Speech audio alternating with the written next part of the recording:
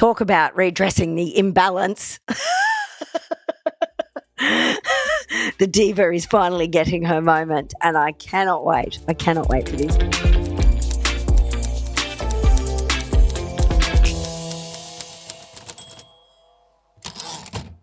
Hello and welcome to a brand new episode of The Moment, start of a new week. Feels kind of shiny and new at the start of the week, and then by the end of the week, all bets are off, as you know.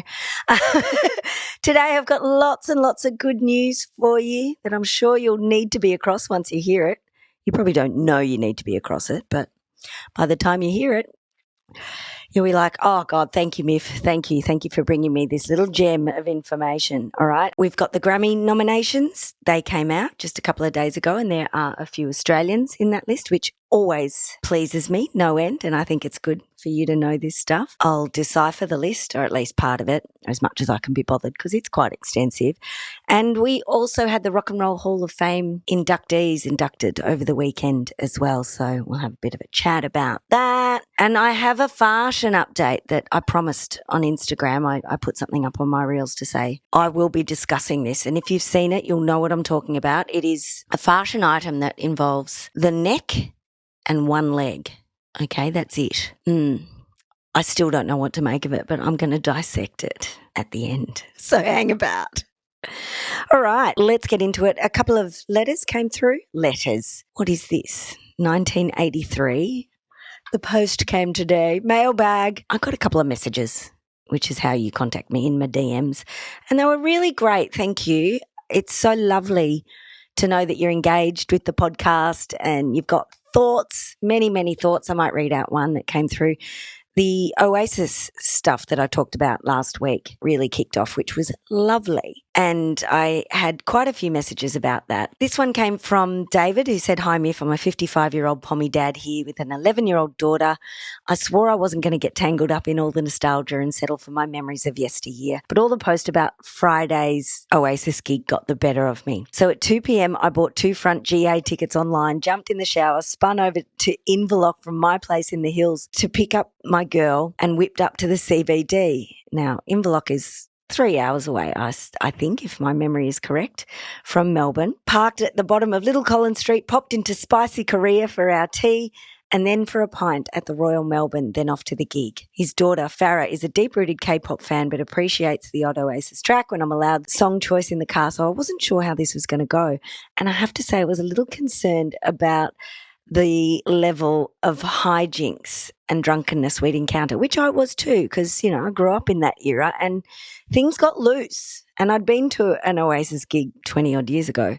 Things got loose there. And, of course, David felt the same, okay? But from the pub onwards, nothing but love, and I think even a little admiration for me having my kid in tow was shown. Isn't that lovely? As for the show itself, we wouldn't have missed it for the world. Weren't they just great? So thank you. Thank you for that message, David. Appreciate you and glad that you and your daughter had a moment together, because really that's what it's all about, connection. Music connects us. We know that. We have shared stories. It helps us move around in the world if we feel connected to others, and family connections make it even more special if you're lucky enough to have good ones. Oh, and I got another email too. I nearly said another letter again. Mailbag. I'm losing my mind. Sarah messaged me and said, "Hey, Myf, listening to you talk about Jackie Kennedy and her dress." And, of course, that was inspired by me talking about Julia Fox's outfit that she chose to wear for Halloween, which she said was not a costume but a statement. It was the blood-stained imitation Chanel suit that was worn by Jackie Kennedy on the day that JFK was murdered. And she continued to wear that outfit, blood stains and all. So Julia Fox dressed like her for Halloween. A little bit controversial. But Sarah said, listening to you talk about Jackie Kennedy and her dress and how clothes can tell a story that you can't verbalise made me think of Michelle Obama and her new book, which it's been remiss of me I haven't read yet. I intend to. Sarah goes on to say, apparently she talks about her clothing and hairstyle choices as First Lady. She felt pressure to have straight hair as the White House couldn't handle braids, etc., which is so interesting. And yes, it is, and how women are still, having to conform, even in the White House. It was happening to Jackie Kennedy. It was happening to Michelle Obama. But guess what? On the back of that message, I found out today that Michelle Obama has a spin-off from her IMO podcast, in my opinion, podcast. And it's a new podcast that coincides with the launch of a coffee table book about Michelle Obama's farshun evolution. Okay, so it's very, very timely, I think. I've been told it's a very good-looking book, very polished affair, and it features guests in the book, including former Teen Vogue editor Elaine Welteroth, and also Jane Fonda makes an appearance in there. And it reveals much in this book, probably more than perhaps her autobiography did, about the pressure she faced as the first Black woman to reside in the White House and how that played out in her fashion choices and fashion statements. So again, all very interesting. We love this. Keep the messages coming. Another Louvre heist update in our post-Mangione world. We became enamoured with the so-called Louvre detective, a gentleman who looked very dapper, who was hanging around the police while investigations were going on post-heist. Who was he? Was he just like Poirot, the detective? We found out who he was. Here we go. The Louvre detective is, in fact, 15-year-old Pedro Elias Garzon Delvaux. And apparently it was not a costume, okay? This is what he whipped up at 15 for a visit to the museum with his parents. Oh, it's also wholesome and cute. Apparently Pedro began dressing this way less than a year ago. He'd been inspired by 20th century history and black and white images of suited statesmen and fictional detectives. So he was actually going for the detective look. He loved it. And he apparently was just sidling up, asking the police at the time what's going on. They didn't know about the heist at the time, and they were asking why the Louvre was closed. His parents are in the background of the photo, apparently, or somewhere nearby. And he's gone on to say, I like to be chic and I go to school like this. So not only does he go to museums like that, but good news also, look, the fedora doesn't go to school with him. The fedora is not every day. We were lucky to get the fedora leaning down on one eye because that's its own little ritual, apparently. It's reserved just for weekends. Fedora comes out on the weekends. Oh, and holidays and museum visits. So there you go. The Grammy nominations came out over the weekend, and of course the list was endless. It's quite heavy and difficult to decipher, and I'm not sure I can go through it here. I'm sure you can go online and have a look if you really want to get to the nuts and bolts of it. But I think what's really interesting is, from here in Australia perspective, wonderful, wonderful news that Melbourne band Amelia and the Sniffers, one of the icons of rock music today, Amy Taylor fronts Amelia and the Sniffers, they are extraordinary. They have been nominated for a Grammy.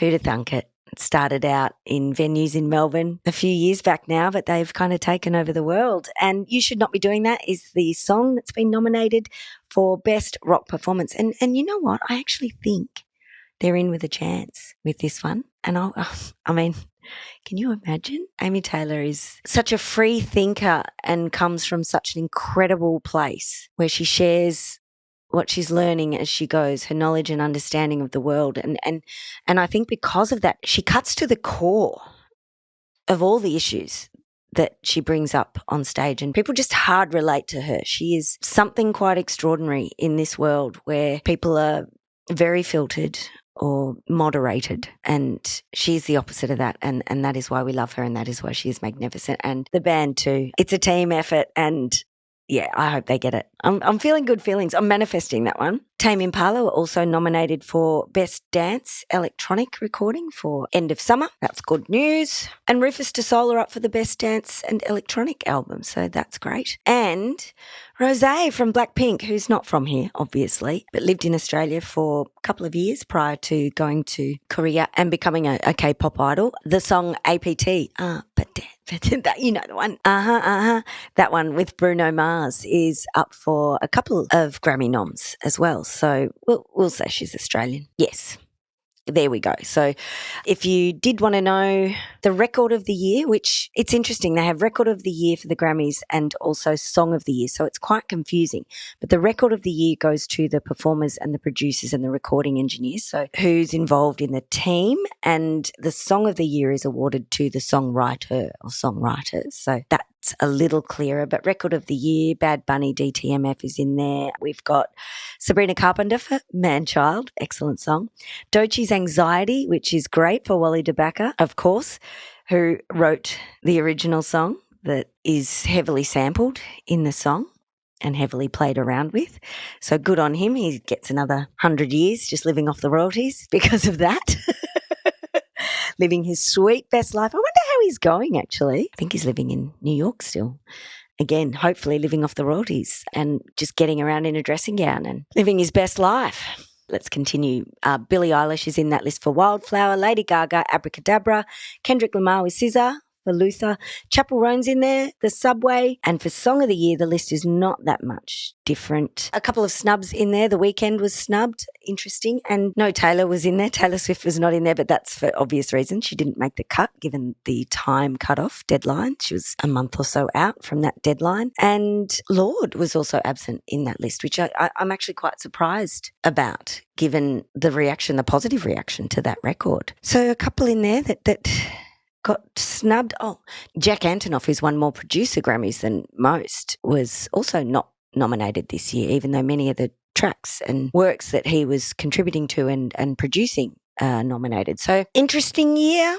Going to be some interesting results, but I'm manifesting for Amel and the Snippers. The Rock and Roll Hall of Fame inductees were announced as well over the weekend in LA, and there's a couple of categories in which they are inducted. Like the Rolling Stone lists, the Rock and Roll Hall of Fame has been very, very guilty of not including women and people from diverse backgrounds in the Hall of Fame for many, many years, or at least not including many. And this year was interesting, actually, because there weren't too many. It's swung back a little bit. And Rolling Stone are actually behind, or were originally behind, this idea of the Hall of Fame. So there is quite the hangover. In the last few years, they've redressed the imbalance. And this year, though, there were only a couple of women involved, and one of them didn't even turn up. So I'm not sure what that's saying about where we're at in the culture at the moment. But the performer category, these are the inductees. Bad Company. Chubby Checker is in there. We had Cyndi Lauper. She was there and made a beautiful, beautiful speech asking everybody in music to come together and do good in the world because the world needs us. And I thought that was rather lovely and timely. Joe Cocker was also inducted in the performer category. Soundgarden, The White Stripes, and my favourite, Outkast were inducted, and deservedly so as well. A phenomenal group, game-changing at the time. They came from the south of America and presented essentially an entirely new style of hip-hop and rap. They were bonkers and wonderful, and I mean, everybody knows Hey Ya, but if you listen to Stankonia, you can hear the world that they're playing in, and they take from everywhere and it comes through them, and it's full of humour and joy and, you know, really powerful lyricism. I think Outkast were extraordinary. They will never perform together again, though, I don't think. Andre 3000 has gone off to do his flute record, which was amazing, if you like that sort of thing. But I dig that he's just not going backwards. He's going to do what he wants to do, and I love that for him. But he actually got quite emotional giving his speech. He'd listened to the speech that was done by Jack White from the White Stripes. Oh, and that's who didn't turn up.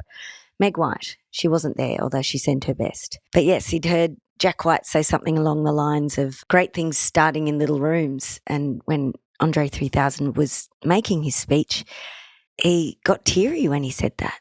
I think that was actually quite powerful for Andre 3000 because it took him back to being younger and when the world was probably huge from his tiny room, but also that tiny room gave him the inspiration to change his entire fucking life.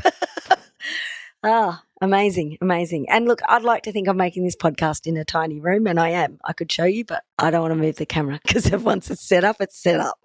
But yeah, this is a tiny room too. I won't be on the Grammy stage, that's for sure, but this little bit of news came in a bit late for me last week, but goodness me, I was excited when I heard it. And if you didn't check my Instagram or TikTok or whatever, you might not have heard about this. Last week, Jennifer Lawrence went on the Las Culturistas podcast, because that's where you talk about all the breaking news, and that's a great pop culture podcast as well, said that her and Emma Stone are in development at the moment to make a movie about Miss Piggy. Talk about redressing the imbalance. The diva is finally getting her moment, and I cannot wait. I cannot wait for this, because I grew up, again, in that tiny room. It was a tiny room I shared with my brother, actually, and he probably didn't love this poster, but it was pretty cool. But I had a Miss Piggy poster where she was wearing her karate outfit, because she used to do karate chops on Kermit, which is probably not that appropriate, although it said a lot about the disdain with which we view angry women. And perhaps why she's never had her diva moment, because maybe we didn't want to acknowledge that part of ourselves, the angry side of ourselves. But yes, Miss Piggy is going to have her movie. I don't know who's playing Miss Piggy. It could be either of those women. Who knows? But it's being written by Cole Escola. And if you are familiar with Cole Escola, you would know that Cole wrote Oh Mary, which is a Broadway smash. It's still going. Cole Escola is not playing the lead role, although did play the lead role when I saw it late last year. And frankly, it is one of the most extraordinary theatre productions I've seen in a long, long time. It is utterly brilliant and hilarious and bonkers. And this is a dream team for me. It's dream topic. It's two gals who know what's what, and a writer. Well, they're just amazing, Cole Escola. So, yeah. I cannot wait. No details as yet as to when it's coming out, but I'll keep you informed, of course. And on that note, I was not aware. This news came out a couple of months ago, and I don't know how I missed it. Seth Rogen is executive producing a one-off special for The Muppet Show. The Muppet Show, remember the live one? It was like a Tonight Show, basically, if you haven't had a chance to see it. It's fabulous television. It's expected to premiere on Disney in 2026. It stars Sabrina Carpenter, who I think is starting to become the Dolly Parton of our time in terms of her aesthetic and the cleverness of her songs, and the way that she is actually quite opposite to the assumptions that people make because of how she presents, which is very much a Dolly Parton thing. Anyway, it'll be the same variety show that we've come to know and love, and there's a pilot that's been done, and hopefully there may be a new series in the very near future, so fingers crossed. I would love that. And in final resurgence news, Gremlins 3 is on its way as well. Gremlins, you will remember the little things that can't get in the water. Was it water or sun? I can't remember. It doesn't matter. Anyway, they go bonkers, whatever once it hits them, and they turn into evil little creatures. But I'm sure you know all that. It's a cult classic from 1984. There was a Gremlins 2, but Gremlins 3 is ready and raring. Steven Spielberg is returning. He's resuming as executive producer. He won't be directing this one. Chris Columbus will be directing this one, and that one will come out end of the year 2027. So you'll probably forget by the time it comes out, actually. I'll remind you, because I'll still be here sitting in my tiny room. Just telling you the news. Lots of little tidbits today for you, interesting tidbits. Last week, the Webster Dictionary nominated 6-7 as the word of the year. I won't be explaining the meaning of that. If you really need to know, go back and listen to that podcast, and you'll also find out why I won't be explaining.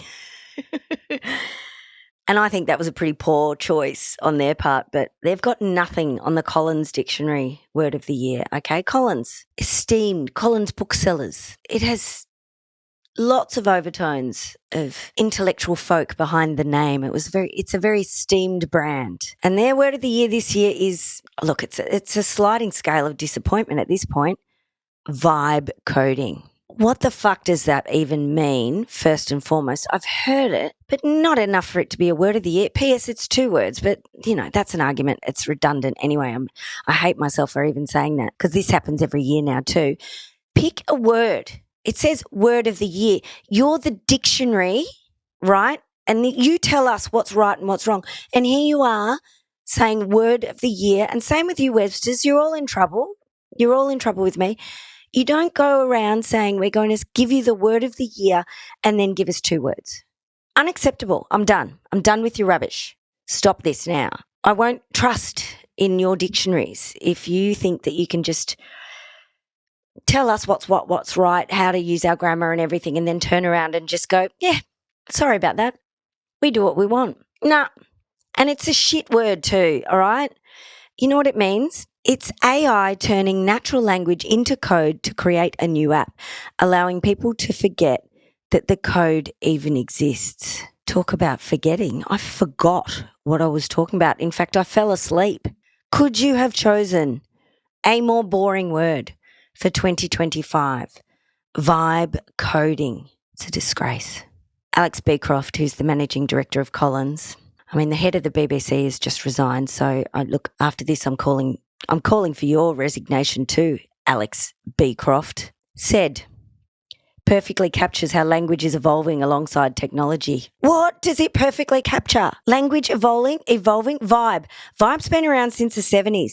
Coding is what you do to make programs as far as I can tell. I don't know. Who cares? Sorry, I'm out. They're disrespecting their role that they play and my excitement for the word of the year. I've had enough. Oxford, if you come out with a shit one, you're done too. I don't care about these centuries of prestige that's tied in with your name. I do not care anymore. I'm done. Stop letting your teenage children tell you what to do. Oh, and I mentioned Dolly Parton before. And look, it seems like I can't get through a podcast at least once a week to talk about Dolly, but word on the street is that we're hearing a lot about Nicole Kidman and her revenge wardrobe and her revenge looks post Keith. And look, frankly, I hate that dialogue, revenge dressing. I just don't like it either. It's all about what I don't like today, even though I'm a very positive person, because I don't think by the time you split up with someone, it's not about, especially at this age, it's not about, I'll show them. Look at what I can do. Look at how good I look without them. Generally you do look a lot better without the old ball and chain. Once that's gone, it's like everything lifts. However, inside, I genuinely think when you're older, breakups are very difficult and very complicated and they take a long time, especially if there's children involved. So she's not revenge dressing. She's not going, Keith, watch and weep. She's not. I don't think she is, and she's not that sort of person because quite frankly, you're just having a rest from the complexity of it all. You're not thinking about looking hot to spite them or anything. It's just, I hate it. Anyway, Keith Urban, during this breakup, he's not revenge dressing at all. The boots are still on and the hair is still ironed. Apparently Dolly Parton's been giving him some advice on how to get through. Isn't that cute? I love this. Country folk supporting country folk. The latest edition of American Vogue has come under great scrutiny. Annie Leibovitz has done the cover photography. And Annie, she's a staple of Vogue shoots. The subject is Timothée Chalamet. He is wearing a white turtleneck, as we like to call them, skivvies, wearing head-to-toe Celine, which is the gorgeous French fashion house. He's got brown leather boots. He's got a top coat on, just a regular day jacket that you might wear on the street. It's a nice light-coloured one. And this is a nice touch because I feel like I had a pair of these jeans, and no disrespect to Celine, they are very, very cute and I would wear now. The pants he was wearing, denim with applique flowers on them. I think I had a pair when I was 7 and I loved them. Very cool, I thought back then, and obviously very cool now. Thank you, Celine. However, Annie Leibovitz has photographed him but then put him in space. It's a painted backdrop.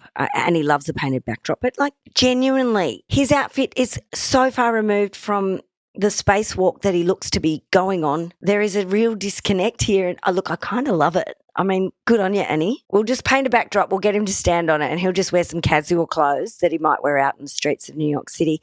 Yeah, I get it. I get why people are confused. I'm confused, but maybe that's a good thing. But it also looks a little bit like AI. It's got that, what do they call it? The uncanny valley. It's got that sense of something's not quite right, or NQR as I like to say. Something's not quite right about this picture. The angles aren't quite matching. There's a real disconnect between the outfit and the backdrop. And she's copying some flack, and there's been memes, there's been a bit of mockery, which I'm not here for. I don't think anyone should be mocked for their creative endeavours. But the timing of this is interesting, given Vogue has just changed leadership, and just this week Teen Vogue was folded into its parent site, and Teen Vogue is actually the more popular arm these days, especially online, digital. So yeah, that's interesting because Chloe Mahle, who's taken over from Anna Wintour as the head, was the editor of Teen Vogue. So there's lots of changes going on, and maybe it is about blasting off into outer space and throwing whatever at a painted wall, and that whatever this time as Timothée Chalamet. I don't know. I've seen something online and I promised to talk about it because I'm yet to understand what the hell this farshun moment is. And I go to look it up and I can't find it anywhere. It's a reel from September, so it's a couple of months old. How did I not see this? But it's come around finally. And once I saw it, I went, oh, giving me life. Okay, what I saw walking down a street. It's obviously at a fashion week somewhere in Europe. It's got European vibes. A person who is walking very confidently, sort of, and the sort of comes with what they're wearing because it makes it a bit difficult. It is denim, and we love interpretations of denim however they come. This is what you would call a scarf, Lenny Kravitz style, not wool, denim, but big, oversized, wrapped around the neck, hung down the back almost to the ground. But what's happening is that scarf is then connected the entire way. Okay, and then what happens is it takes a kind of bib roll. It sort of moves down the front, takes a bib, and then just extends to one leg, right down to the bottom. It's like a wide, long pant touching the ground. So what we have is a scarf that turns into a jean pant leg, but just one leg. So this is like a scarf chap for a pirate with one leg, perhaps. Oh, look, I don't know where this came from. And I tried to do some research, but because that reel is no longer up for public viewing, however it's being shared, I had to do a bit of digging. It's from a group called Egon Lab, or EGON Lab, and it's a French gender-fluid luxury fashion brand, of course. It's founded by a couple of people known for merging fashion with art, music, and mixed media. We love that. And it focuses on sustainability, we love that, and creating timeless pieces that challenge traditional masculinity and are adaptable for all body types, genders, and age. Oh, I love that. But what are we going to call this? Do we just call it a jarf? And is the jarf going to take off? Are we going to see people out and about in their jarf at a nightclub? Like, you know, is that going to be the new pickup line? Do you like my jarf? Or perhaps we can call it like it's a scarf and jeans, so maybe it's skein. I'm wearing my skein. I don't know, but I think I like jarf. Jarf's feeling good. Jarf's feeling fashion. And look, I think it'll take off. I have no idea what its purpose is other than to create a dialogue such as this, which is also fashion. There doesn't need to be a purpose. It is just fashion. There's nothing practical about it, or maybe there is, unless you're wading in a lake with one leg. But I like the idea of this brand, throwing some stuff out there that makes people look twice, and I certainly looked twice, and I enjoyed it immensely. All right, on that note, I'm leaving you with a jarf. Go and look it up if you can. I'm sure there'll be a link in the show notes. Go and have a squeeze. Oh, I got lots of messages when I put, Viv likes to sit in this chair when I'm working over there on my computer, preparing for the show or doing what I like to call my PAMs, my personal administration matters. I took a photo of her and I put it up on my socials and said, oh, she's looking to do her own podcast. She's waiting for her moment. And actually a few people said they would watch that on YouTube. So if you subscribe, okay, if I get enough subscribers on YouTube, I think I might do an episode with just Viv hosting the moment. I don't know how long it'll last. And look, she's got firm views on a lot of things, especially if it means the cat's having their dinner and she doesn't have any. She has lots of views about that. So yeah, if you come on over, if I get a couple more subscribers this week, that would be lovely. Leave some comments. I check those too. I'll put Viv in. Viv can host a moment. Before I go, quickly, tomorrow on the show, Pets of the Homeless is an organisation that I am an ambassador for, and they are incredible. What they do is support the pets of those people in our community in Victoria, although it is expanding, who are the most vulnerable, and it is just such a beautiful organisation. I'm so proud to be an ambassador for them. And I'm going to speak to Yvonne Hong, who is the founder, the CEO of Pets of the Homeless, and find out what inspired her to create this organisation, how it's expanded over the years, looking at bigger issues such as, you know, for people experiencing homelessness or trying to get away from a domestic abuse situation where previously they would have had to surrender their animals because there were no options. But if you can look after people's pets, it gives them options. If you can help with the vet care of people's pets when they don't have money and simply can't afford it, it gives people options to be able to then continue to pay their rent, which then means they're not facing homelessness if things are tight. Like it's such a holistic way of looking at care in the community, and it is incredible. And what Yvonne does is incredible. So you're going to meet her tomorrow. I think you'll be blown away. That's happening tomorrow. We got through this. Oh, I've had lots of thoughts. I will see you tomorrow. Love ya. Bye.